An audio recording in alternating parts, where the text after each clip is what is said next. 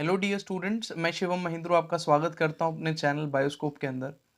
आज की क्लास के अंदर बेटा हम एनसीईआरटी शॉटगन सीरीज का अगला चैप्टर करने वाले, जो कि जेनेटिक्स यूनिट का बहुत ही इंपॉर्टेंट चैप्टर रहने वाला है, which is principle of inheritance and variation. और इसमें एनसीईआरटी में बहुत सारी ऐसी लाइंस हैं जो कि डायरेक्टली आपसे एमसीक्यू बना के पूछ ली जाती हैं, असर्शन रीजन में पूछ ली जाती हैं। और जो इस सीरीज़ को फॉलो कर रहे हैं उनको ऑलरेडी पता है, लेकिन जो बच्चे इस वीडियो से आज मुझसे जुड़े हैं उनको मैं बता दूं कि हम इस सीरीज़ के अंदर एनसीईआरटी का रिविजन कर रहे हैं थ्रू क्वेश्चंस। कैसे questions? Through fill in the blanks, through true false, through matching type के क्वेश्चंस या शॉर्ट आंसर टाइप के क्वेश्चंस। क्योंकि ये चीज़ बेस्ट रहती है एनसीईआरटी को रिवाइज करने के लिए, कि अगर आपने एक बार चैप्टर पढ़ा हुआ है, आपको ऐसा लग रहा है कि मुझे चैप्टर आता है, लेकिन उतना कॉन्फिडेंस नहीं है कि अब मैं पूरी एनसीईआरटी रीड करने बैठूं, तो एक बार चेक कर लिया जाए कि हमको कितनी एनसीईआरटी आती है, ताकि अगर इस चैप्टर के किसी टॉपिक को रिवाइज करने की जरूरत दोबारा से है तो हम उसको रिवाइज कर पाए अच्छे से। ठीक है, तो इस सीरीज का मोटिव बेटा ये है। अगर आप ऑलरेडी मेरी सीरीज को फॉलो कर रहे हो तो एक बार चेक कर लो आपने चैनल को सब्सक्राइब किया हुआ है। अगर अभी तक आपने चैनल को सब्सक्राइब नहीं किया है तो कर लो, और जो नए आज जुड़े हैं बच्चे, वो तो ज़रूर ही कर लो इस चैनल को सब्सक्राइब। बेटा आज जो हम चैप्टर कर रहे हैं which is principle of inheritance, उसका पहला क्वेश्चन जो है उसको देखते हैं। एनसीईआरटी से रहने वाले हैं मेजॉरिटी सारे क्वेश्चंस। जहाँ पे मुझे लगेगा कॉन्सेप्ट एक्सप्लेन करना है, वहाँ पे मैं कॉन्सेप्ट एक्सप्लेन आपको बिल्कुल करूँगा। ठीक है, तो पहला क्वेश्चन देखो, Mendel called dash age factor. तो मेंडल ने किसको फैक्टर बोला था? तो आपको बात पता होनी चाहिए कि मेंडल ने जीन को क्या बोला था? फैक्टर बोला था। ठीक है, बहुत आसान क्वेश्चन है, शुरू में आसान रहेंगे, जैसे जैसे आगे बढ़ेंगे और अच्छे क्वेश्चन है। उसके बाद Mendelian recombinants are due to crossing over. अब ये जो स्टेटमेंट है, क्रॉसिंग ओवर जैसी चीज मेंडल को पता ही नहीं थी। ठीक है, तो मेंडल ने जो रिकॉम्बिनेंट्स बनाए थे वो क्रॉसिंग ओवर की वजह से नहीं थे, वो थे लॉ ऑफ इंडिपेंडेंट असॉर्टमेंट की वजह से। इसलिए स्टेटमेंट को फॉल्स कर रहा हूं, अदरवाइज कोई ऐसी दिक्कत नहीं थी स्टेटमेंट के अंदर। तो यहां बस क्रॉसिंग ओवर नहीं आएगा, due to law of independent assortment आएगा। उसके बाद Mendel conducted somatic hybridisation experiment on garden pea. बेटा सोमैटिक हाइब्रिडाइजेशन क्या होता है? अगर आप में से किसी ने बायोटेक रिवाइज कर ली है तो अच्छी बात है, नहीं करी है तो मैं आपको बता दूं कि सोमैटिक हाइब्रिडाइजेशन में हम क्या करते हैं, सोमैटिक सेल्स लेते हैं।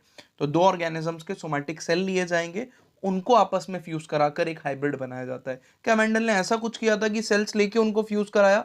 बिल्कुल नहीं, ऐसा नहीं किया था। मेंडल ने आर्टिफिशियल हाइब्रिडाइजेशन करी थी, जिसको आपके इमैस्कुलेशन, बैगिंग या रीबैगिंग कहते हो, राइट। तो वो आर्टिफिशियल हाइब्रिडाइजेशन, नॉर्मल हाइब्रिडाइजेशन करी थी, तो ये स्टेटमेंट भी फॉल्स हो जाती है। बहुत बढ़िया स्टेटमेंट है ये। ठीक है, उसके बाद two alleles of a gene are located on homologous site on non homologous chromosomes. नहीं, जो एलील होते हैं बेटा वो homologous site of homologous chromosome पे प्रेजेंट होते हैं। ठीक है, तो आपको ये बात याद रखनी है कि homologous site of homologous chromosomes पे एलील प्रेजेंट होंगे। This is important. ठीक है, लोकस ऑफ एलील जिसको हम कहते हैं। उसके बाद तो ये स्टेटमेंट भी क्या हो गई है, फॉल्स हो गई है। Mutation is phenomena that results in alternation of DNA sequence. Mutation ऐसा फिनोमिना है जिसमें डीएनए सीक्वेंस ऑल्टर हो जाता है। ये स्टेटमेंट भी बिल्कुल सच है बेटा।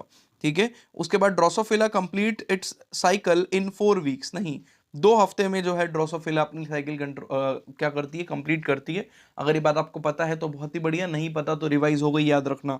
ठीक है, तो ये भी स्टेटमेंट क्या हो गई, false. In Drosophila single mating could produce large number of progeny offspring. बिल्कुल सच बात है, ये बात ड्रोसोफिला के लिए भी सच है, और एक बारी क्रॉस कराने पे पी प्लांट पे भी मल्टीपल नंबर ऑफ सीड्स आते हैं बहुत सारे, तो ये वहां पे भी ठीक रहती है। तो इसलिए आप जो एक्सपेरिमेंट करने के लिए ऑर्गेनिज्म चूज कर रहे हो एक्चुअल में, वो ऑर्गेनिज्म ऐसा होना चाहिए ना जो आपको ज्यादा नंबर ऑफ ऑफस्प्रिंग्स दे, तभी तो आपके पास सैंपल साइज या डेटा बहुत ज्यादा होगा। तो ज्यादा बड़ा डेटा और ज्यादा बड़े सैंपल साइज में ही आप चीजों को अच्छे से प्रिडिक्ट कर पाओगे। ठीक है, तो ये स्टेटमेंट क्या हो गई बेटा, ट्रू हो गई। Next, Drosophila has many type of hereditary variation that can be seen with low power microscope. तो बिल्कुल सच बात है कि लो पावर माइक्रोस्कोप, जिसको आप क्या बोल सकते हो, मैग्नीफाइंग ग्लास बोल सकते हो, उसके थ्रू भी क्या किया जा सकता है, ड्रोसोफिला को ऑब्जर्व किया जा सकता है। उसका आई कलर, उसका उसका जो विंग साइज है, उसका बॉडी साइज है, ये सारी चीजें आप ड्रोसोफिला को बहुत हाई पावर माइक्रोस्कोप में देखने की जरूरत नहीं है। ड्रोसोफिला फ्रूट फ्लाई कोई माइक्रोस्कोपिक ऑर्गेनिज्म नहीं है। ठीक है, लेकिन उसके छोटे स्ट्रक्चर्स को देखने के लिए हो सकता है आपको मैग्नीफाइंग ग्लास की जरूरत पड़े। ठीक है, तो बिल्कुल सच लिखा है, लो पावर माइक्रोस्कोप एनसीईआरटी की स्टेटमेंट है, you should know this statement. उसके बाद a true breeding line is one that having undergone continuous self pollination shows stable trait inheritance and expression for several generation. बिल्कुल सच बात है बेटा, Mendelian genetics आपकी एनसीईआरटी में जब मेंडल के बारे में बताया गया तो ट्रू ब्रीडिंग के बारे में बताया। ट्रू ब्रीडिंग को बेटा प्योर भी कहते हो या फिर इसी को कहते हो होमोजाइगस। तो होमोजाइगस कंडीशन बेटा वो होती है जो कि कैसे बनाई जाए, कंटिन्यूअस सेल्विंग फॉर सेवरल जनरेशंस के बाद बनाई जाए, उसको हम ट्रू ब्रीड कहते हैं। तो याद रखना है, ये बिल्कुल सच स्टेटमेंट है बेटा ट्रू ब्रीड के लिए। होमोजाइगस कंडीशन इसी को बोलते हैं हम लोग normally, capital T small T, ठीक है। तो दैट इज होमोजाइगस या ट्रू ब्रीड या प्योर लाइन, ठीक है, याद रखना है आपको। उसके बाद Mendel selected 7 visible characters each with 2 contrasting trait. तो ये बात तो बिल्कुल सच लग रही है बेटा, 10th क्लास से यही स्टेटमेंट पढ़ते हैं, तो बहुत आसान स्टेटमेंट है हमारे लिए। The gene which affect more than one phenotype is called pleiotropic gene. बिल्कुल सच बात है,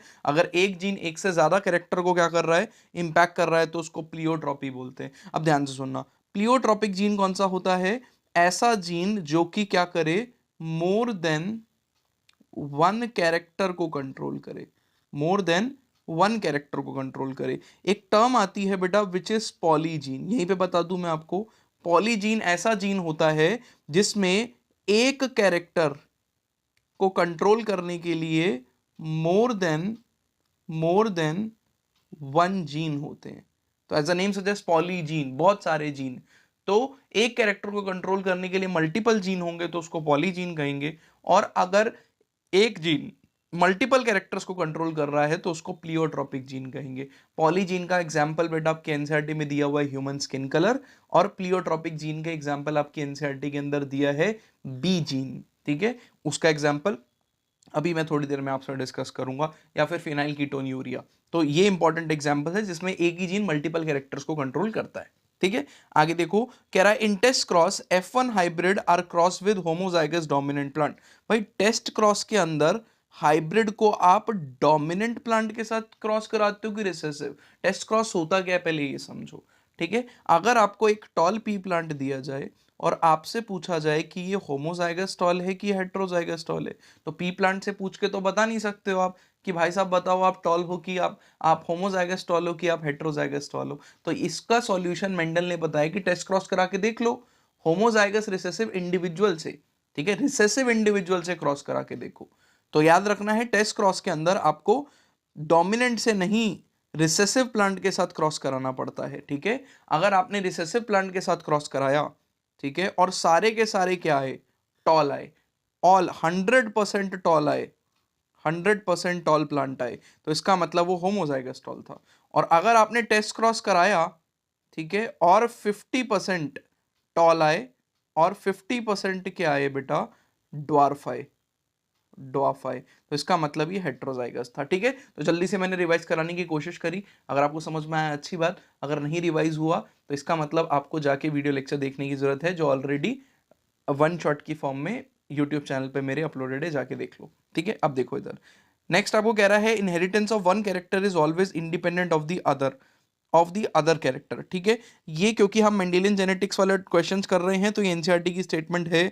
आपके मेंडेलियन जेनेटिक्स में ये स्टेटमेंट चेक करने दो एक बारी, inheritance of one character is always independent, ठीक है, हमेशा इंडिपेंडेंट। ये फॉल्स हो गई स्टेटमेंट, ठीक है। क्यों हो गई ये मैं आपको एक्सप्लेन करने की कोशिश करता हूं, ध्यान से सुनना। एक कैरेक्टर दूसरे से हमेशा इंडिपेंडेंट रहेगा, ठीक है, ये बात सच है मेंडल के केस में, ठीक है। तो मेंडेलियन के केस में तो बिल्कुल सच है क्योंकि लॉ ऑफ इंडिपेंडेंट असॉर्टमेंट लगता है, एक जीन दूसरे जीन से बिल्कुल इंडिपेंडेंट होता है। लेकिन जब टीएच मॉर्गन आया, जब हमने पोस्ट मेंडेलियन जेनेटिक्स पढ़ा, तो टीएच मॉर्गन ने यह बात बताई कि मेंडल का लॉ ऑफ इंडिपेंडेंट असॉर्टमेंट जो है वो यूनिवर्सल नहीं है, उसकी वेरिएशंस हमको मिलती है। मेंडल का लॉ तभी पॉसिबल है कि लेट अस कंसीडर ये क्रोमोसोम है और इस पे दो जीन्स बहुत दूर दूर प्रेजेंट है, तो क्या होगा, तब तो मेंडल का law of independent assortment follow हो सकता है, ठीक है। लेकिन अगर इस जीन का डिस्टेंस दूसरे जीन से बहुत पास में है, ठीक है, बहुत ज्यादा डिस्टेंस नहीं है, तो क्या होगा, इन दोनों जीन्स के बीच में एक फिनोमिना दिखता है जिसको हम कहते हैं लिंकेज। क्यों, क्योंकि ये दोनों जीन्स एक दूसरे से बहुत पास में है, और जब लिंकेज दिखेगा तो इन दोनों जीन्स को अलग कर पाना क्या है, बहुत मुश्किल। तो अगर आप अलग नहीं कर पाओगे तो रिकॉम्बिनेंट्स नहीं बनेंगे, तो एक जीन दूसरे जीन के साथ चिपक के जाने की कोशिश करता है, तो डिपेंडेंसी हो गई, तो इंडिपेंडेंट नहीं बोल पाओगे आप उस केस में जीन को, इसलिए स्टेटमेंट को ट्रू नहीं बोला जा सकता, ठीक है, याद रखना ये स्टेटमेंट फॉल्स है। तो होपफुली आपको समझ में आया स्टेटमेंट को मैंने फॉल्स क्यों बोला। एकदम माइन्यूट लेवल पे मेरी बात समझने की कोशिश करना बेटा, ठीक है, एकदम माइन्यूट लेवल पे समझ गए तो बहुत ही बढ़िया। ठीक है, ये मेंडल का लॉ ऑफ इंडिपेंडेंट असॉर्टमेंट सच है, ठीक है, लेकिन कंडीशनल सच है। ये तभी सच है जब दो जीन्स या तो अलग अलग क्रोमोसोम पे प्रेजेंट हो या बहुत दूर हो, तभी आप कह सकते हो कि एक जीन दूसरे से इंडिपेंडेंट है। अदरवाइज अगर दोनों जीन्स के बीच का डिस्टेंस कम हुआ तो उनके बीच में क्या लगने वाला है, उनके बीच में लिंकेज दिखेगा। ये बात किसने बताई? Father of experimental genetics T H Morgan ने बताई। किस पे स्टडी किया टीएच मॉर्गन ने, ये आप मेरे को कमेंट सेक्शन में बताओगे। ठीक है, चलो उसके बाद बेटा हम बात कर रहे हैं पाइसम सटाइवम। पाइसम सटाइवम मतलब पी प्लांट रिप्रोड्यूस एसेक्सुअली। छी, कितनी ही गंदी स्टेटमेंट लिखी हुई है, फॉल्स। ठीक है, इसको तो कितनी ही बार फॉल्स बोलूं मैं, क्यों? क्योंकि पाइसम सटाइवम एसेक्सुअल रिप्रोडक्शन कर रहा है। मेंडल ने तो भाई क्रॉसिंग कराया ना, तो रिप्रोडक्शन तो सेक्सुअली हुआ वो। उसके बाद कह रहा है emasculation is the process of removal of pistil, ठीक है, pistil from unisexual flower. Pistil के रिमूवल को इमैस्कुलेशन कहते हैं। अभी पिछले ही लेक्चर के अंदर हमने ये बात पढ़ी है, तो आप बहुत आसानी से आंसर कर पा रहे होगे कि ये बिल्कुल ही गलत लिखा है बेटा। स्टेमन के रिमूवल को कहते हैं इमैस्कुलेशन। का मतलब होता है मैस्कुलाइन फीचर का रिमूवल, मैस्कुलाइन बोले तो मेल फीचर का रिमूवल। आगे sickle cell anaemia follows the same pattern of same inheritance pattern as that of haemophilia. अब आपको ये बात अच्छे से समझ में आनी चाहिए, अगर नहीं याद तो यहीं पे रिवाइज कर लो कि बेटा सिकल सेल एनीमिया एक ऑटोसोमल डिसीज है। यहाँ लिख देता हूँ, it is an autosomal recessive disease, autosomal recessive disease. जबकि हीमोफीलिया एक एक्स लिंक्ड रिसेसिव डिसीज है। दोनों रिसेसिव हैं, लेकिन हीमोफीलिया ऑटोसोमल है, और सॉरी हीमोफीलिया एक्स लिंक्ड है और सिकल सेल एनीमिया ऑटोसोमल है।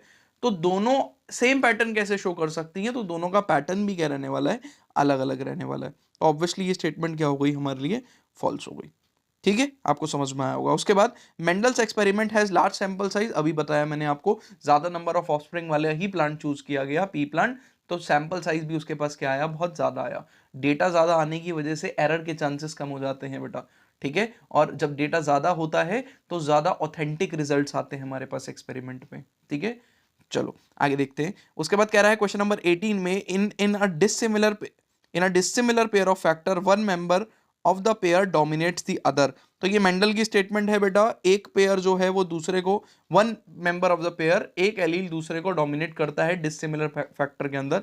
ये मेंडल की स्टेटमेंट है, मेंडेलियन जेनेटिक्स की स्टेटमेंट, एनसीईआरटी की है। उसके बाद the law of segregation is based on the fact that alleles do not show any blending. ठीक है, ये बिल्कुल लॉ ऑफ सेग्रीगेशन वाला जो पैराग्राफ है एनसीईआरटी में, वहीं से एग्जैक्टली डिट्टो कॉपी पेस्ट जो है स्टेटमेंट उठा के डाली गई है। तो स्टेटमेंट बिल्कुल ट्रू है, इसमें कोई भी शक वाली बात नहीं है। उसके बाद क्वेश्चन नंबर 20 कह रहा है आपको, multiple allele can be found only when population studies are made. अब ये स्टेटमेंट ट्रिकी हो सकती है, लेकिन ये स्टेटमेंट ट्रू है। अब क्यों ट्रू है उसको समझने की कोशिश करना। मल्टीपल एलील का मतलब होता है बेटा, जब एक जीन के दो एलील से ज्यादा एलील प्रेजेंट हो। जैसे एग्जाम्पल के तौर पे ह्यूमन ब्लड ग्रुप, एकदम अच्छे से समझना इस बात को। ह्यूमन ब्लड ग्रुप को जो जीन रेगुलेट करता है दैट इज आई जीन। इस आई जीन के तीन एलील मिलते हैं, आई जी ए, sorry I A, I B और आई ओ। ये तीन एलील दिखते हैं बेटा, आई ए, आई बी और आई ओ, ये तीन एलील। लेकिन किसी एक इंसान में तीनों नहीं मिलते, एक इंसान पे एक टाइम पे दो ही प्रेजेंट होंगे। ठीक है, तो इसका मतलब अगर आपको तीनों एलील्स की स्टडी करनी है तो क्या एक इंसान को स्टडी करना पड़ेगा? नहीं, या आपको पॉपुलेशन में को स्टडी करना पड़ेगा, तब आपको पता चलेगा कि अलग अलग लोगों के अंदर अलग अलग कॉम्बिनेशन है और इन टोटल तीन एलील मिल रहे हैं। मेरी बात एकदम क्लियर हुई? ठीक है, एकदम स्पष्ट और सिंपलेस्ट वे में मैं आपको इसकी जेनेटिक्स समझाने की कोशिश कर रहा हूं, और अगर ये दिमाग में घुस गया तो फिर तो कोई बात ही नहीं है। ठीक है, फिर तो आप कितना भी हाई लेवल का पढ़ लो, क्योंकि बेसिक यही रहने वाला है। ठीक है, बेसिक यही रहने वाला है बेटा।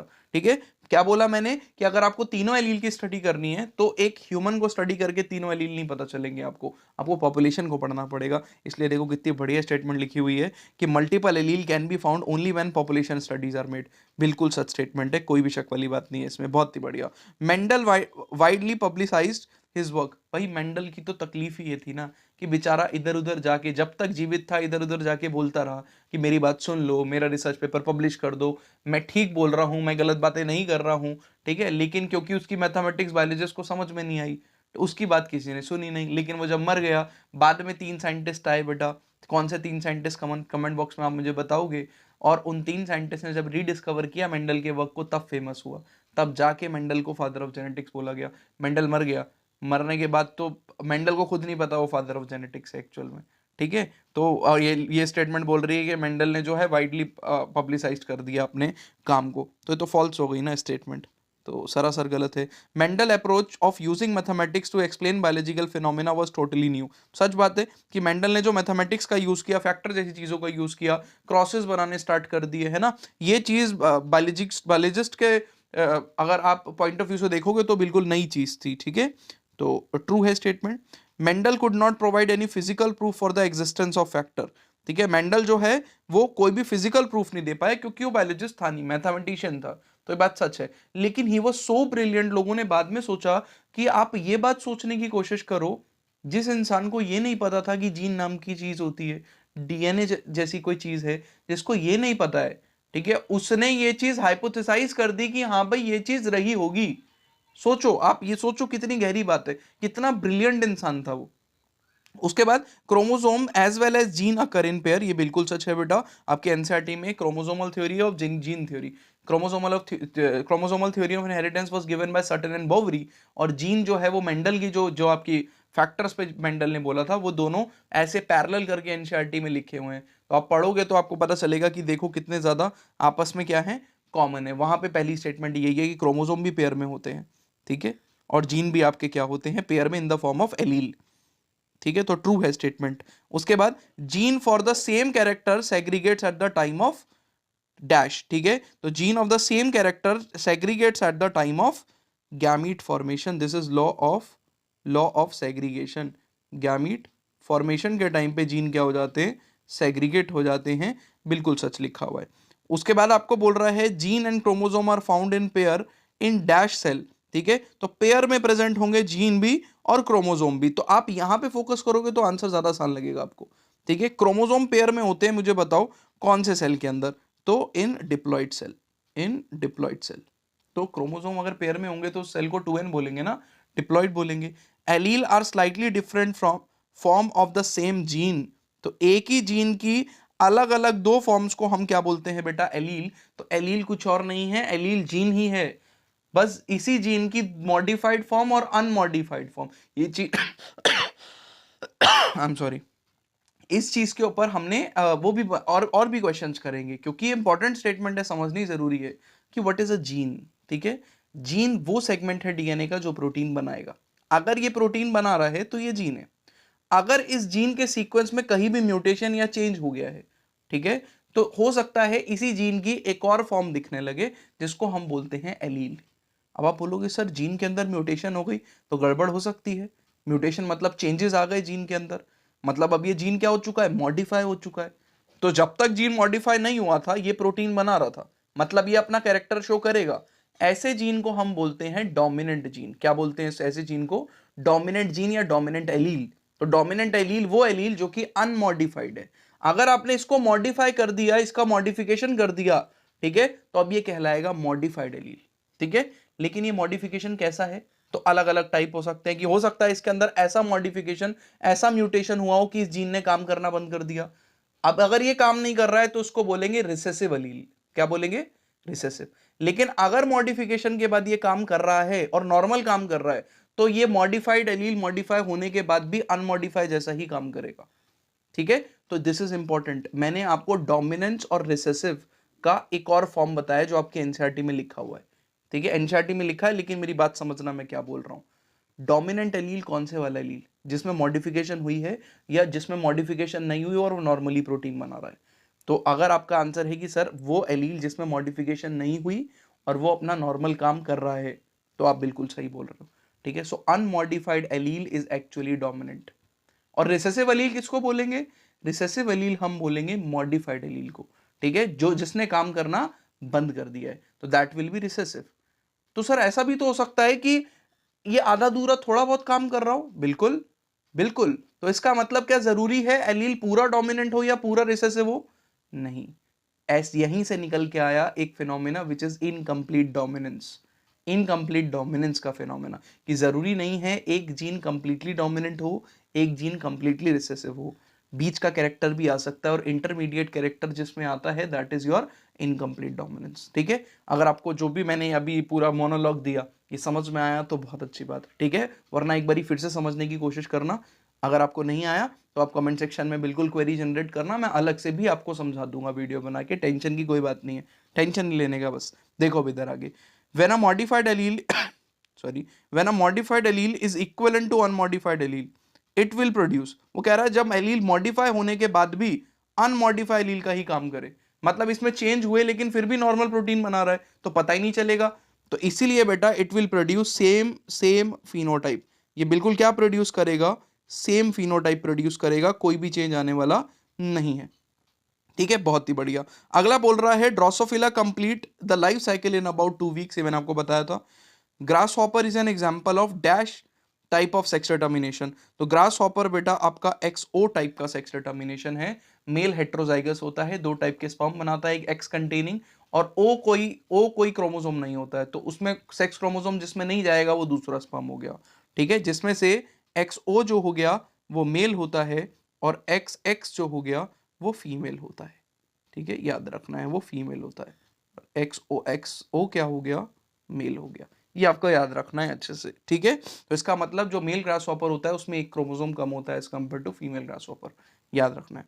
उसके बाद 31 कह रहा है आपको dash disease shows transmission from unaffected carrier female to some of the male progeny. तो सोचो एक ऐसी फीमेल जो कि कैरियर है और फीमेल की बात कर रहा है, तो इसके सिर्फ मेल प्रोजनी को, कुछ मेल प्रोजनी को डिसीज जा सकती है। तो आपको समझ में आ गया होगा होपफुली कि सेक्स लिंक्ड रिसेसिव डिसीज का कैरेक्टर है ये, sex linked recessive recessive diseases जो है वो ऐसी हरकत शो करती है कि कुछ अनअफेक्टेड फीमेल, जो अनअफेक्टेड फीमेल्स हैं वो अपने मेल प्रोजनी को जो है डिसीज को ट्रांसफर कर सकती है। Next, the possibility of female becoming haemophilic is extremely rare because the mother of such female has to be at least a carrier and the father should be. तो वो बोल रहा है कि हीमोफीलिया क्योंकि एक एक्स लिंक्ड रिसेसिव डिसीज है तो इस फीमेल को होने के चांसेस क्या है, ये वाली डिसीज बहुत कम है।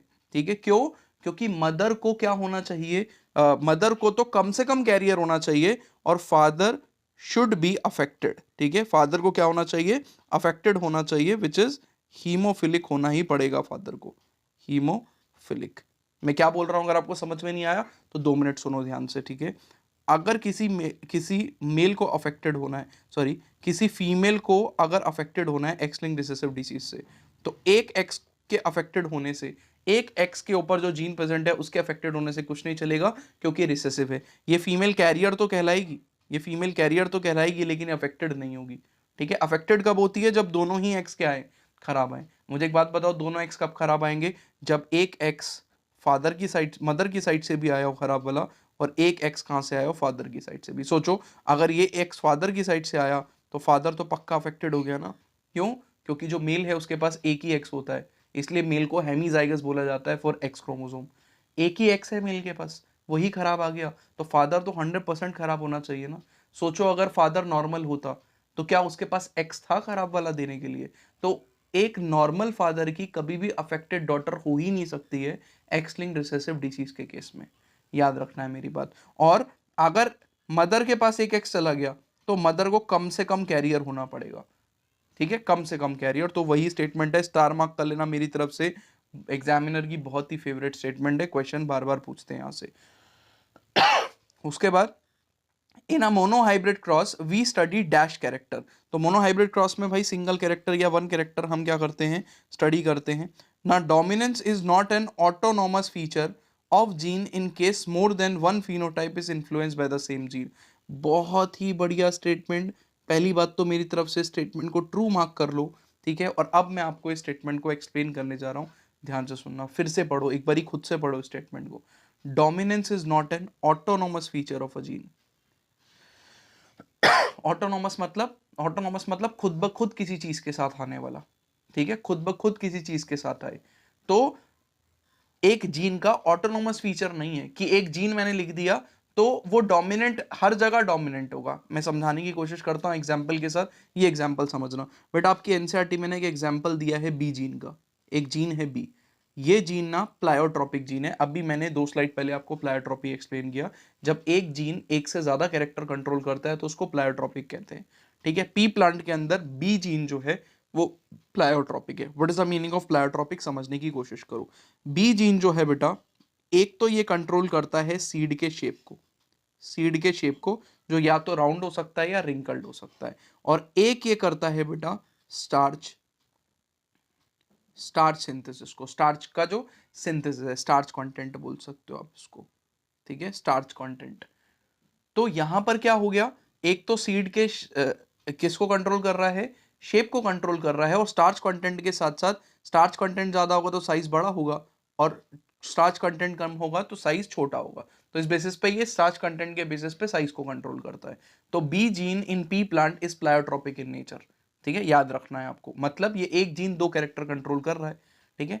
अब इन दोनों कैरेक्टर को जब ये बी जीन कंट्रोल कर रहा है, तो क्या दोनों कैरेक्टर के लिए ये बी जीन डोमिनेंट की तरह काम कर रहा है, उसको समझने की कोशिश करते हैं, ठीक है। देखो जरा, अगर मैं बात करूं बेटा सीड शेप की, इसकी बात I am sorry, seed shape किसकी बात करूं, सीड शेप की, तो आपके पास तीन टाइप के फिनोटाइप दिखते हैं, capital B capital B, capital B small B, small B small B, तीन ही फिनोटाइप, तीन ही टाइप के जीनोटाइप दिख सकते हैं, आई एम सॉरी, तीन ही टाइप के जीनोटाइप दिखेंगे, जिसमें से capital B capital B, capital B small B और स्मॉल बी स्मॉल बी, इन तीनों के अलावा कोई और कॉम्बिनेशन बन नहीं सकता है। अगर मैं बात करूं शुरू के दो की, तो बी जीन जो है वो डोमिनेंट शो करता है, तो कैपिटल बी और कैपिटल बी स्मॉल बी, इन दोनों ही केस में जो सीड का शेप आता है वो राउंड आता है। कैसा आता है, राउंड, ठीक है।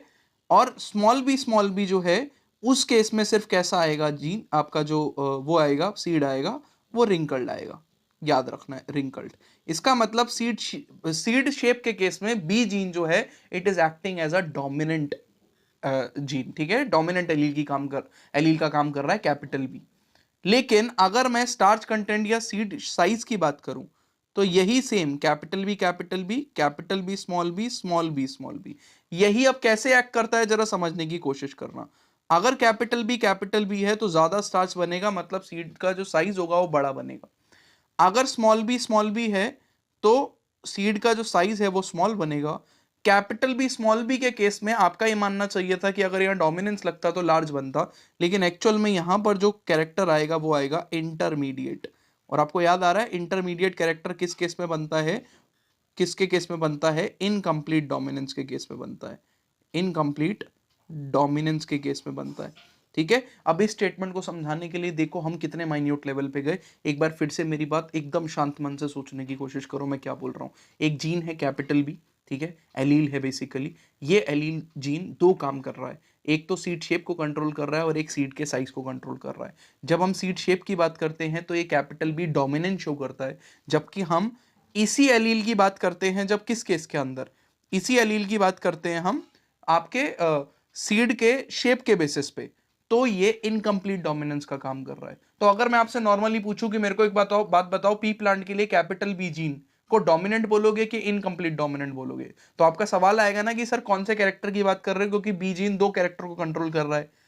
तो इसका मतलब आप ये बात मान रहे हो, बिल्कुल मान रहे हो कि जो कैपिटल बी जीन है, एलील है, कैपिटल बी वाला एलील है, वो डोमिनेंस का अधिकार उसके ऊपर नहीं है कि कैपिटल बी सुनते ही आप बोलोगे ये डोमिनेंट है, ठीक है। तो ऑटोनॉमस फीचर नहीं है किसी एलील का डोमिनेंस, ऑटोनॉमस फीचर नहीं है। कब, जब वो एलील दो या दो से ज्यादा कैरेक्टर को कंट्रोल कर रहा हो, तो हो सकता है कि एक कैरेक्टर को कंट्रोल करने में वो एलील डोमिनेंट का काम कर रहा हो और दूसरे को कंट्रोल करने में वो इनकम्प्लीट डोमिनेंट का काम कर रहा हो, ठीक है। तो जो डोमिनेंस होता है वो किसी एलील का ऑटोनॉमस फीचर नहीं होता है, किसी जीन का ऑटोनॉमस फीचर नहीं होता है। अगर आपको मेरी बात समझ में आई तो बहुत ही बढ़िया, I am proud of you, बहुत ही बढ़िया, ठीक है। अब इस स्टेटमेंट को एक बार खुद से पढ़ने की कोशिश करो, आपको मेरी बातें समझ में आ जाएंगी मैं क्या बोल रहा हूं, ठीक है, आपको मेरी बातें समझ में आ जाएंगी। तो पढ़ो जरा 34th स्टेटमेंट को। वो कह रहा है dominance is not an autonomous feature of a gene in case of more than one phenotype is influenced by the same gene. तो अगर एक से ज्यादा फिनोटाइप इन्फ्लुएंस हो रहा है सेम जीन से, मतलब किसकी बात कर रहा है, प्लायोट्रोपिक जीन की, उसमें ऑटोनॉमस फीचर नहीं होता है एक जीन का। एग्जाम्पल कोई पूछेगा अगर आपसे, तो एग्जाम्पल में चिपका देना B gene in pea plant, ठीक है। और बिल्कुल जो मैंने आपको एक्सप्लेन किया वो एकदम फटाक से बोल देना, ठीक है, एकदम इंप्रेशन डाल देना कि भाई साहब जेनेटिक्स पढ़ी है, छोटी मोटी बात नहीं है, ठीक है, और ऐसे हल्की फुल्की जगह से नहीं पढ़ी है, मस्त। देखो बेदर 35th क्वेश्चन नंबर 35 की बात करते हैं। The behaviour of chromosome was parallel to the behaviour of gene explained by, ठीक है। तो किसने दिया था बेटा कि क्रोमोसोम जो है वो बिल्कुल जीन की तरह काम करते हैं, तो बेसिकली ये पूछना चाह रहा है कि क्रोमोसोमल थ्योरी ऑफ इनहेरिटेंस किसने दी थी। तो दो साइंटिस्ट थे बेटा, एक था सटन और दूसरा बॉवरी, सटन एंड बॉवरी, ठीक है, बॉवरी RI आता है ठीक है। तो सटन एंड बॉवरी दो साइंटिस्ट थे जिन्होंने ये चीज दी। अब हमको क्या पढ़ना है, during spermatogenesis in human male, ठीक है, spermatogenesis in human male, the type of gametes are produced dash type of gametes। तो कितने, दो टाइप के, ये दो टाइप के गैमेट कौन से होते हैं भाई, दो टाइप के स्पर्म कौन से बनेंगे, तो एक बनेगा X कंटेनिंग स्पर्म, एक बनेगा Y containing sperm. Sex determination से क्वेश्चन है, it can be very confusing कि सर स्पर्म कौन कितने तरीके के होते हैं, दो तरीके के, ठीक है, एक X कंटेनिंग स्पर्म और एक Y कंटेनिंग स्पर्म, समझ में आना चाहिए आपको। उसके बाद the gene which affects many phenotype is called, ऐसा जीन जो कि बहुत सारे फिनोटाइप को कंट्रोल करता है उसको क्या बोलते हैं। ये क्वेश्चन मैंने आपके लिए छोड़ा क्योंकि दो क्वेश्चन में लगातार ये एक्सप्लेन कर चुका हूं। ये पूछ रहा है एक जीन एक से ज्यादा कैरेक्टर को कंट्रोल कर रहा हो तो उसको क्या बोलते हैं, ठीक है, तो आप होपफुली बता पाओगे। मेंडेलियन रिकॉम्बिनेंट्स, देखो वो क्वेश्चन आ गया ना कि मेंडल जो रिकॉम्बिनेंट्स बनाए थे वो किस वजह से बनाए थे, तो ड्यू टू लॉ ऑफ, क्यों बनाए थे, लॉ ऑफ इंडिपेंडेंट असॉर्टमेंट, या लिख सकते हो due to independent assortment, independent assortment. तो इंडिपेंडेंट असॉर्टमेंट की वजह से क्या किया था उसने, बनाए थे, बहुत ही बढ़िया। नेक्स्ट क्वेश्चन कह रहा है gene present on same chromosomes are inherited together and are called, ठीक है, सेम क्रोमोसोम पे जो जीन प्रेजेंट होते हैं वो साथ में जाते हैं, ठीक है, और क्या बोलते हैं उनको, लिंक्ड जीन। ऐसे जीन्स जो कि क्या कहलाएंगे, लिंक्ड जीन्स। बताया था अभी आपको, लिंकेज TH मॉर्गन ने दिया था, और सेम क्रोमोसोम पे प्रेजेंट होंगे तो और साथ में जाने की कोशिश कर रहे हैं तो उनको लिंक्ड बोलेंगे जीन्स को, है ना, उनको अलग कर पाना बहुत ही मुश्किल है। उसके बाद characters are controlled by discrete unit called as, देखो कितना आसान सवाल पूछ लिया। तो क्या होता है बेटा, जिसको बोलते हैं फैक्टर्स, ठीक है, मेंडल की बात कर रहा है, डिस्क्रीट यूनिट बोल दिया ना, तो फैक्टर्स, एनसीईआरटी की स्टेटमेंट है डायरेक्ट, तो कंफ्यूजन की कोई बात नहीं होनी चाहिए। उसके बाद in which case does the F1 generation resemble either of the two parent, वो कह रहा है कौन सा केस होता है जिसमें जो F1 प्रोजनी है वो या तो एक पेरेंट को रिप्रेजेंट करेगी या दूसरे को। अब दूसरा कौन सा केस हो सकता है, स्टेटमेंट है ही क्यों, क्यों ही डाली गई इस क्वेश्चन में, एक कॉन्सेप्ट समझाने के लिए कि कभी कभी F1 प्रोजनी जो है वो इंटरमीडिएट आ जाती है, कि आपने रेड कलर का स्नैपड्रैगन लिया, व्हाइट कलर का स्नैपड्रैगन लिया, और F1 जनरेशन में जो कलर आया वो पिंक आ रहा है, मतलब ना ही रेड शो हुआ ना ही व्हाइट शो हुआ, तो वो इनकम्प्लीट डोमिनेंस हो गया। लेकिन यहां पे बोल रहा है F1 दोनों में से किसी एक की तरह दिखेगा या तो टॉल दिखेगा या डॉप, कब दिखता है, ठीक है, तो टॉल दिखता है ना 100% डोमिनेंस के केस में, डोमिनेंस डोमिनेंस, तो डोमिनेंस के केस में ऐसा होता है कि दोनों में से किसी एक, ईदर लिखा है, और बोथ ऑफ द पेरेंट की तरह कब दिखेगा, को डोमिनेंस में, जब ए बी ब्लड ग्रुप के अंदर ए वाला एंटीजन भी बन गया, बी वाला एंटीजन भी बन गया, तो देखो कितनी अच्छी बात है। आपको 3 स्टेटमेंट बोलूंगा, एकदम झकास, मजा आ जाएगा सुन के, ध्यान से सुनना, ठीक है। जो जो प्रोजनी आएगी, F1 प्रोजनी आएगी, अगर वो ईदर ऑफ द पेरेंट की तरह दिख रही है, दोनों में से किसी एक की तरह दिख रही है तो डोमिनेंस, ठीक है, दोनों की तरह दिख रही है तो कोडोमिनेंस, लेकिन दोनों में से किसी की तरह नहीं दिख रही है, एक इंटरमीडिएट तीसरा कैरेक्टर आ गया, तो that will be incomplete dominance, ठीक है। अगर आपको समझ में आया तो बहुत बढ़िया, याद रखना भाई, ठीक है, याद रखना। आगे चलते हैं 42 पे, in human being the ABO blood group is controlled by which gene, कौन सा जीन है, तो ये तो मैं आपको कहानी पूरी बता चुका हूं, इसको बोलते हैं जीन I, ठीक है, I जीन से कंट्रोल होता है। नेक्स्ट क्वेश्चन नंबर 43 कह रहा है how many phenotype are possible in human ABO blood group, कितने टाइप के फिनोटाइप पॉसिबल हैं, तो आंसर इज 4, 4 ही टाइप के तो ब्लड ग्रुप दिखते हैं, A B और O, तो 4 बिल्कुल करेक्ट आंसर है। अगर आपने 4 किया तो बहुत बढ़िया, ठीक है। कितने टाइप के जीनोटाइप दिखते हैं, 6, कौन से 6 हैं, कौन से 6 हैं, आपका A ब्लड ग्रुप के 2 type which is IA B के 2 टाइप IB AB का एक टाइप IAIB और O का एक टाइप IOIO। तो देखोगे तो 2 + 2 4 + 1 + 1, तो 6 टोटल दिखते हैं। तो ह्यूमन ब्लड ग्रुप के अंदर 4 आपको क्या दिखते हैं, फिनोटाइप दिखेंगे, लेकिन 6 जीनोटाइप दिखते हैं, बहुत इंपॉर्टेंट, ठीक है। तो जीनोटाइप 6 दिखते हैं, याद लिख देता हूं, चलो जीनोटाइप कितने दिखते हैं, 6 लिख दिया। चलो आगे देखो, आगे कह रहा है the chromosomal theory of inheritance was proposed by, अब नहीं बताऊंगा, आप बताओगे कमेंट बॉक्स में, रिपीट हो रहा है क्वेश्चन, तीसरी बार हो रहा है, तीसरी बार मतलब एक जगह मैंने खुद बता दिया था, एक जगह क्वेश्चन पूछ लिया तब बता दिया, अब ये तो आप ही बताओगे, मैं नहीं बताने वाला, आप बताओ, ठीक है। उसके बाद all genes on a single chromosome forms ये बहुत अच्छा क्वेश्चन है, ठीक है। Linkage group, what is the meaning of linkage group?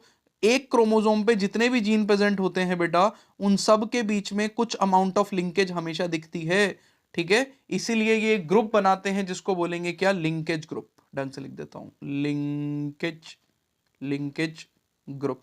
तो what is a linkage group? एक क्रोमोसोम पे जितने भी जीन प्रेजेंट होते हैं वो सब मिलके जो ग्रुप बनाएंगे, that group is called as linkage group, ठीक है। उसके बाद holandric genes are always transfer from father to son. Holandric gene कौन से होते हैं? ठीक है, नहीं पता तो सुन लो, कोई इतनी बड़ी बात नहीं है नहीं पता तो, लेकिन फिर भी ठीक है। वाई क्रोमोसोम पे जितने भी जीन होंगे, मतलब Y linked genes, Y link gene जितने भी होंगे, those are called as holandric gene, ठीक है। और होलेंड्रिक जीन वाई क्रोमोसोम पे है तो फीमेल से तो कोई लेना देना नहीं है, मेल में ही दिखेगा और मेल टू मेल ही ट्रांसफर होगा।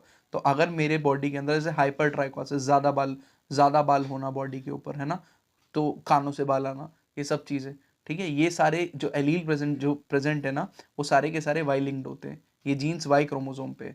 तो सिर्फ मेल में दिखते हैं ये कैरेक्टर, और ट्रांसफर भी मेल से ही हो सकता है। तो अगर मेरी बॉडी के अंदर कोई जीन आया विच इज होलेंड्रिक, तो क्या वो मेरी मदर से आ सकता है? नहीं, वो मेरे फादर से ही आया होगा, तो फादर टू सन ही जाएगा, ठीक है। तो ये एक नया कॉन्सेप्ट आपको पता चला, ठीक है। पता था तो बहुत ही बढ़िया, नहीं पता तो आपकी नॉलेज में इजाफा हो गया, ठीक है। आगे देखो, उसके बाद Sutton united the knowledge of chromosome segregation with Mendelian principle and call it. तो सटन ने क्या बोला बेटा इसको, है ना, क्या बोला सटन ने? तो chromosomal theory of inheritance, chromosomal, देखो कितनी बारी रिपीट हो रहा है, एग्जामिनर का भी फेवरेट क्वेश्चन है, chromosomal theory of inheritance, inheritance, ठीक है, याद रखना है। उसके बाद 48th क्वेश्चन कह रहा है आपको कि द अनमॉडिफाइड एलील, देखो आ गया फिर से मॉडिफाइड अनमॉडिफाइड वाला, the unmodified allele which represent the original phenotype is the dominant allele. सच कह रहा है कि ऐसा एलील, बेटा ऐसा एलील जिसमें कोई मॉडिफिकेशन नहीं हुई है और नॉर्मल फिनोटाइप शो कर रहा है, उसको डोमिनेंट बोलेंगे, ठीक है। The modified allele is generally, ज्यादातर केसेस में मॉडिफाइड एलील जो है वो क्या होता है? रिसेसिव, रिसेसिव, खत्म हो गई बात। उसके बाद आगे बढ़ रहे हैं बेटा, आगे बढ़ रहा है the recessive trait is seen due to, recessive trait क्यों दिखेगा, ठीक है, ऐसा क्यों दिख रहा है? तो due to non functional, non functional protein, या आपके एनसीईआरटी में लिखा है नॉन फंक्शनल एंजाइम, एंजाइम और no enzyme at all, no enzyme at all. ये बात नहीं समझ में आई सर, तो अभी जो थोड़ी देर पहले आपको बेटा कहानी सुनाई, जो गीत गाया था मैंने, समझो, अगर कोई चेंज नहीं हुआ, अनमॉडिफाइड है तो डोमिनेंट है क्योंकि कैरेक्टर शो कर रहा है। चेंज हो गया, ठीक है, तो जरूरी नहीं है कि रिसेसिव होगा, लेकिन मोस्ट कॉमन केसेस में ये अपना काम करना भूल जाता है, या तो ये भूल गया कि इसको प्रोटीन या एंजाइम बनाना है, या इसने जो प्रोटीन और एंजाइम बनाया वो काम नहीं कर रहा है, तो दोनों ही केसेस में ये रिसेसिव कहलाएगा। तो मॉडिफाइड एलील को रिसेसिव कब बोलते हैं? जब वो एंजाइम बनाए, या तो वो बना हुआ एंजाइम क्या हो, आपका खराब हो, ठीक है, नॉन फंक्शनल हो, या फिर ये एंजाइम बना ही नहीं रहा, ठीक है। अगर एंजाइम बना रहा है तो वो खराब एंजाइम है, या फिर ये एंजाइम नहीं बना रहा, दोनों ही केसेस में कैरेक्टर नहीं आएगा, उसको रिसेसिव बोलेंगे। सिंपल फंडा एकदम, ठीक है, वही मैंने लिखा है यहाँ पे, इसको लिख लो, याद कर लो, समझ लो, ठीक है। आगे बढ़ते हैं, चलो। उसके बाद मैच द फॉलोइंग कॉलम, हमारे फेवरेट क्वेश्चन है बेटा। मोनोहाइब्रिड क्रॉस, मोनोहाइब्रिड क्रॉस की बात करें तो मोनोहाइब्रिड क्रॉस में आपको क्या दिखता है? मोनोहाइब्रिड क्रॉस में आपको दिखेगा डोमिनेंस, डोमिनेंट का ए बी ब्लड ग्रुप दिखता है आपको, को डोमिनेंस। डाई हाइब्रिड क्रॉस में इंडिपेंडेंट असॉर्टमेंट पढ़ने को मिलता है, क्यों? क्योंकि दो दो जीन्स आपस में इंडिपेंडेंट है। ये वाला लॉ बताने के लिए कम से कम दो जीन की स्टडी करनी पड़ती है ना, और डायहाइब्रिड क्रॉस में ही हो पाएगी दो जीन की स्टडी, मोनोहाइब्रिड में तो एक ही जीन है। तो दूसरा मिराबिलिस जलापा कॉरेंस, मिराबिलिस जलापा बेटा आपका क्या है? Incomplete dominance. कॉरेंस साइंटिस्ट जो थे उन्होंने स्टडी किया। हाइपरट्राइकोसिस अभी बताया, नहीं दिया एनसीईआरटी में। अगर लेट से ऐसा क्वेश्चन कभी पेपर में आता भी है जिसमें आपको एक ऑप्शन के बारे में नहीं भी पता, तब भी हो जाते हैं एमसीक्यू आपके मैचिंग सॉल्व। इतने प्यारे क्वेश्चन होते हैं मैचिंग वाले, देखो जरा, चलो पहले दो सॉल्व करके दिखाता हूँ। कलर ब्लाइंडनेस एक्स लिंक्ड होता है, सिकल सेल एनीमिया ऑटोसोमल होता है, तो तीसरा हाइपरट्राइकोसिस वाई लिंक्ड। खत्म हो गई बात, वाई क्रोमोसोम पे प्रेजेंट होगा, नहीं भी पता था तो सॉल्व हो गया। ऐसे सॉल्व करते हैं, देखो match the column. Sickle cell anaemia, sickle cell anaemia इनमें से क्या करेगा बेटा? सिकल सेल एनीमिया दिया हुआ है, sickle shape RBC. Bleeders disease जो है बेटा वो हीमोफीलिया को बोलते हैं, खून बहता है, रुकता ही नहीं है। म्यूटेशन जो है बेटा वो term I am sorry, mutation जो है बेटा वो टर्म किसने दी? ह्यूगो डिवेरिस ने दी। उसके बाद बेटा क्या आया, universal donor O blood group को कहते हैं और पाइसम सटाइवम पे काम किया मेंडल ने, तो ये मैचिंग कंप्लीट हो गई। मैचिंग हमारा बहुत ही फेवरेट है। Sahiwal cows in Punjab develops through artificial hybridization and domestication of ancestral white stocks, बिल्कुल सच है बेटा, ठीक है, कि डोमेस्टिकेशन और आर्टिफिशियल सिलेक्शन से बनाया गया। What is the meaning of artificial selection? जब ह्यूमन को ये बात पता चली ना कि एक्चुअल में जो पेरेंट जनरेशन है उससे अगली जनरेशन में कैरेक्टर ट्रांसफर होते हैं, ठीक है, मतलब मेरी बॉडी में जितने कैरेक्टर हैं वो इस बात पर डिपेंड करते हैं कि मेरे पेरेंट कौन है। ये बात तो बिल्कुल ऑब्जर्वेशन से आनी चाहिए थी, इसमें कोई साइंटिफिक स्टडी की ज़्यादा जरूरत नहीं थी।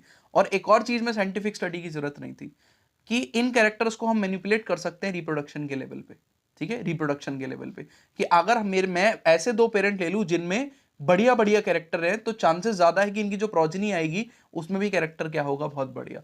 ये ह्यूमन बहुत पहले से कर रहे हैं, जेनेटिक्स कभी भी स्टडी करनी स्टार्ट की हो, ये हम बहुत पहले से कर रहे हैं कि हमको काउस, गॉड, शीप, ठीक है, एनिमल्स जो हैं वो अपनी मतलब के बनाने हैं, तो उन एनिमल को हम उन पेरेंट से बनाएंगे, ठीक है, उन पेरेंट से बनाएंगे जो कि पेरेंट कैसे हो, एकदम बढ़िया बढ़िया, ठीक है, एकदम बढ़िया, मतलब मेल के अंदर भी एकदम बढ़िया कैरेक्टर होने चाहिए, सुपीरियर कैरेक्टर, और फीमेल भी एकदम सुपीरियर होनी चाहिए। उन दोनों को क्रॉस करा के जो ऑफस्प्रिंग आएगा वो एकदम बढ़िया आएगा, ठीक है। तो ये तो इसमें कोई जेनेटिक्स की जरूरत नहीं थी, ये तो ऑब्जर्वेशन से ही नॉर्मल जो है हम बहुत पहले से ये चीज सॉल्व कर रहे हैं, ठीक है।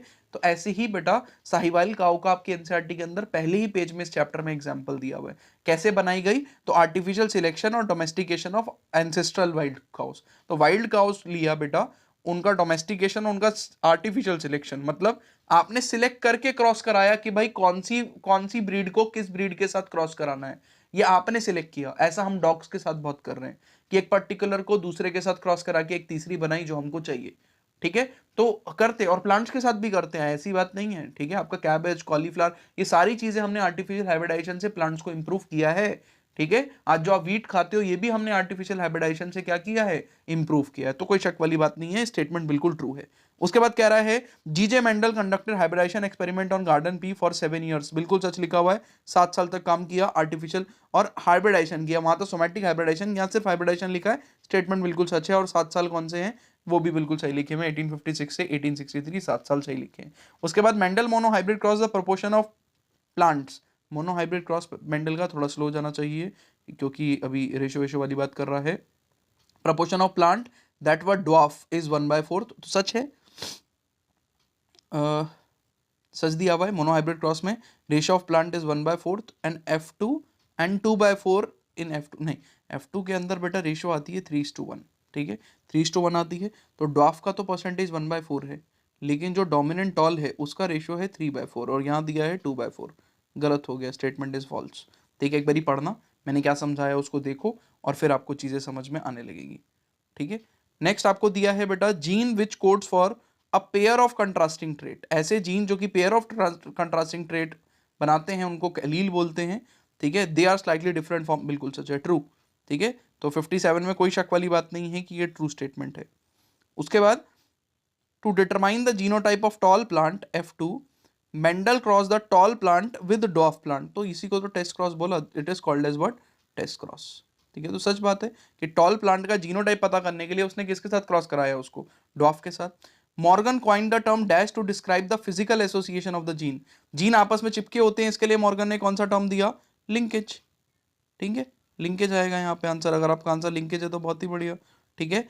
On a chromosome and term dash to describe the generation of non parental gene, तो जो नॉन पेरेंटल आया उनको रिकॉम्बिनेंट बोला, रिकॉम्बिनेंट, ठीक है, रिकॉम्बिनेंट, कि डोमिनेंट वाला रिसेसिव के साथ गया और रिसेसिव वाला डोमिनेंट के साथ गया, उसको रिकॉम्बिनेंट बोला, दिस इज रिकॉम्बिनेशन, ठीक है, टर्म रिकॉम्बिनेशन, रिकॉम्बिनेशन, ठीक है, ये बात समझ में आ गई, बहुत ही बढ़िया।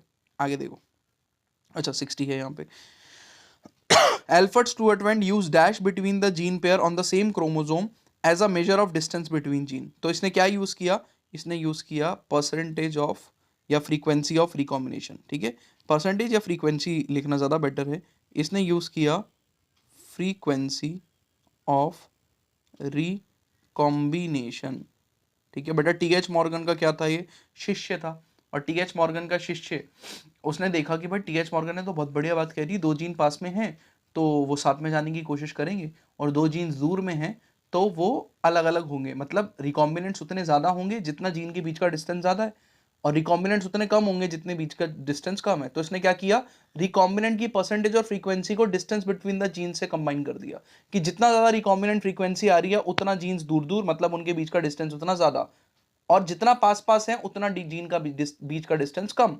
तो इसने रिकॉम्बिनेंट फ्रीक्वेंसी का यूज किया है बताने के लिए दो जीन्स दूर हैं कि दो जीन्स पास में हैं।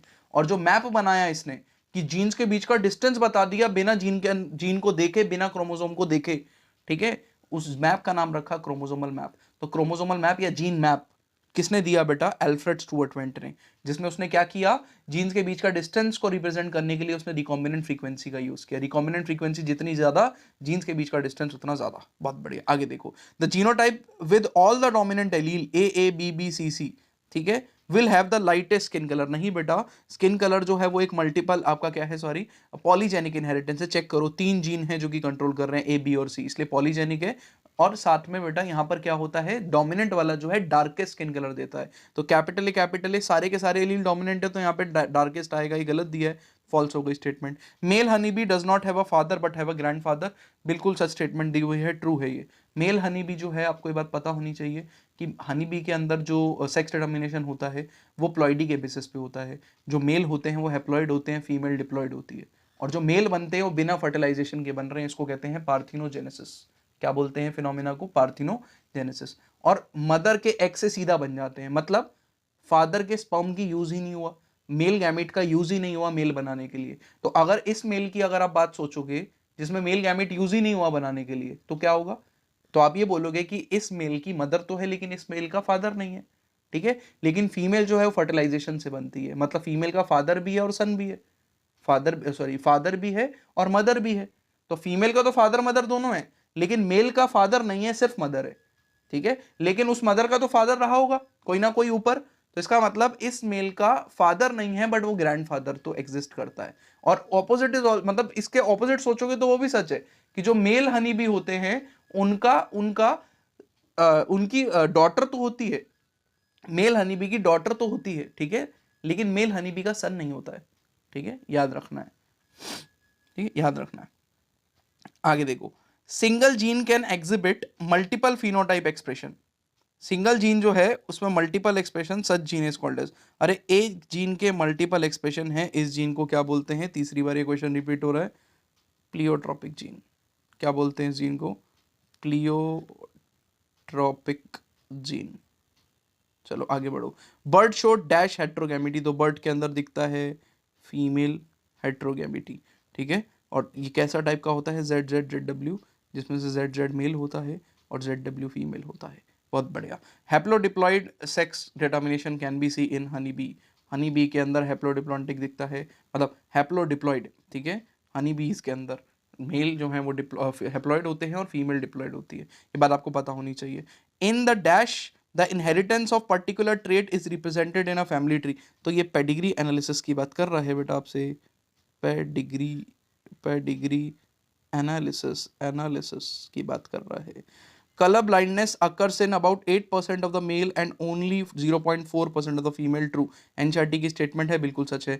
और देखो मेल के अंदर कितना ज्यादा हो रहा है एज कंपेयर टू फीमेल, इसका रीजन बताया, क्योंकि for a female to be X linked recessive, colour blindness भी एक्स लिंक्ड रिसेसिव डिसीज है, फादर को क्या होना पड़ेगा, must be affected, and mother should at least be a carrier, दोनों साइड से आना चाहिए एलील, ठीक है। उसके बाद sickle cell anaemia results due to the single base substitution at 7th codon, नहीं भाई, sickle cell anaemia 6th position of beta globulin chain, जहां पे जीएजी कन्वर्ट्स इनटू जीयूजी, ठीक है, and glutamic acid converts into valine. अगर आपको याद आ रहा है तो स्टेटमेंट फॉल्स हो गई, और फॉल्स क्यों हुई, यहाँ पे 7th पोजीशन नहीं 6th पोजीशन पे होता है सिकल सेल एनीमिया। आगे देखो, the mutant haemoglobin undergo polymerization under low oxygen tension cause the change in shape of RBC from biconcave disc to elongated sickle cell, बिल्कुल ठीक लिखा हुआ है बेटा सिकल सेल एनीमिया के लिए कि सिकल सेल एनीमिया में क्या हो रहा है, बीटा ग्लोबिन चेन खराब आती है, एक टाइप का क्वालिटेटिव ब्लड डिसऑर्डर है ये, ठीक है, quality of globin chain, beta globin chain खराब आ रही है, उसकी वजह से हो क्या रहा है, पॉलीमराइज कर जाता है हीमोग्लोबिन, साथ में इकट्ठा हो जाएगा,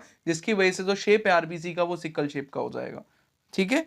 तो ये हो गया आपका बेटा स्टेटमेंट, एब्सोल्युटली ट्रू, कोई शक वाली बात नहीं है। In phenylketonuria dash accumulates and convert into phenylpyruvic acid, तो फिनाइल कीटोन यूरिया में phenylalanine converts into phenylpyruvic acid. बेटा फिनाइल एलेनिन एक टाइप का अमीनो एसिड है, इसको टायरोसिन में कन्वर्ट होना था, लेकिन जो एंजाइम है म्यूटेशन की वजह से वो एंजाइम नहीं बन पाता है ढंग से, तो फिनाइल एलेनिन किस में कन्वर्ट हो जाता है, फिनाइल पायरुविक एसिड में। और ये फिनाइल पायरुवेट या पायरुविक एसिड जो है वो मेंटल रिटार्डनेस करता है, किडनी से रीअब्जॉर्ब नहीं होता है, तो यूरिन में कीटोन बॉडीज दिखती हैं, इसी बीमारी को बोलते हैं फिनाइल कीटोन यूरिया। ठीक है, रिवाइज कर लेना। उसके बाद dash thalassaemia is controlled by two closely linked, तो दो जीन्स कंट्रोल कर रहे हैं, HbA1 HbA2, क्रोमोसोम नंबर 16, तो कौन सा टाइप का है, अल्फा थैलासीमिया।